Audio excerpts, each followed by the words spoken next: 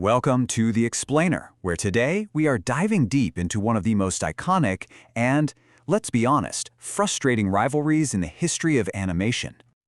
For more than 70 years, we've watched Wile E. Coyote fail in just the most spectacular ways you can imagine. But here's the thing. What if I told you his failure isn't random? It's not just bad luck. It's actually meticulously engineered. It's all by design. So, here's how we're going to break it down.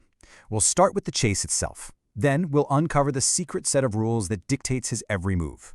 From there, we'll see how those rules create pure comedic genius, explore the surprisingly deep meaning behind all the chaos, and we'll end with a twist that might just change how you see this cartoon forever. All right, first up, let's dig into where this whole endless chase even began. It all kicked off way back in 1949. The premise couldn't be simpler. You've got a hungry coyote, a super-fast roadrunner, and the huge, empty American Southwest. But over 48 classic cartoons, director Chuck Jones and writer Michael Maltese turned that simple setup into a cultural icon. And they did it all thanks to a surprisingly rigid and totally brilliant hidden structure. So what is this hidden structure?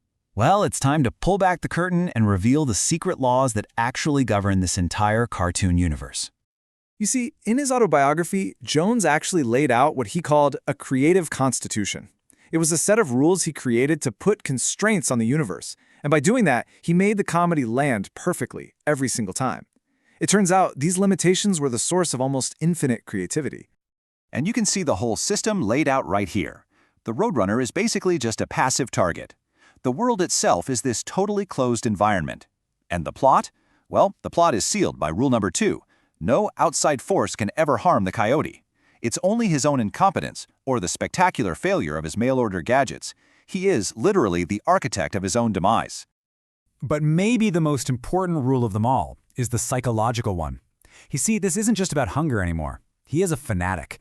His failure is absolutely guaranteed because his obsessive, single-minded nature just will not let him quit, no matter how many anvils fall on his head. Okay, so we have the rules. But how, exactly, do they combine to build this perfect, reliable engine for comedy time and time again? Well, it basically boils down to this simple 3-step process. Think of it like a scientific method for absolute disaster. First, the coyote identifies a problem. Second, he gets a solution from a single, notoriously unreliable supplier, good old ACME. And third, he experiences a catastrophic failure every single time. You know, the writer Ian Fraser just captured this perfectly in this brilliant satirical piece where he imagined the coyote suing the ACME Corporation. This quote hilariously points out how an ACME rocket sled has no brakes, no functional steering, and causes severe injury. ACME's business model isn't just selling products, it's selling guaranteed failure. And it's not just the gadgets. The universe itself seems to be in on the joke. I mean, remember Rule 8, gravity is his greatest enemy.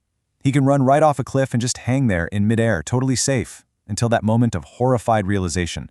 It's only when he acknowledges his mistake that physics decides to kick in and punish him. It's humiliation on top of injury.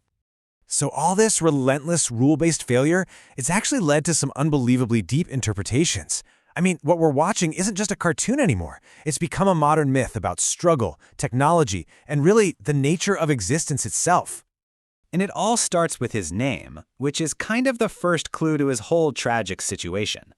Wile E means cunning or crafty, but as we've seen over and over again, his actions are pretty much anything but. And this right here, this is the absolute core of his tragedy. He's this super genius. He has all the theoretical knowledge in the world. He can read blueprints, he understands rocket science, but his fanaticism completely blinds him to the obvious, disastrous results. He's a genius who's also a fool.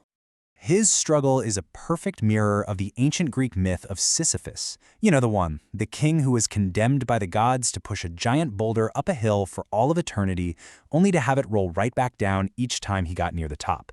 Both of them are trapped in this pointless, repetitive loop. And believe it or not, the parallels don't even stop there. He's like Tantalus, who was tormented by a hunger for something that was always just beyond his grasp. And he's like Prometheus, who stole technology, fire from the gods, and was then eternally tormented by a bird for his arrogance. But this is where it gets really, really profound. The philosopher Albert Camus argued that by accepting the sheer absurdity of his task, Sisyphus actually finds a strange kind of freedom. So, Maybe we're supposed to see the coyote not as miserable, but as fulfilled. Maybe his purpose isn't to catch the roadrunner, his purpose is to chase him.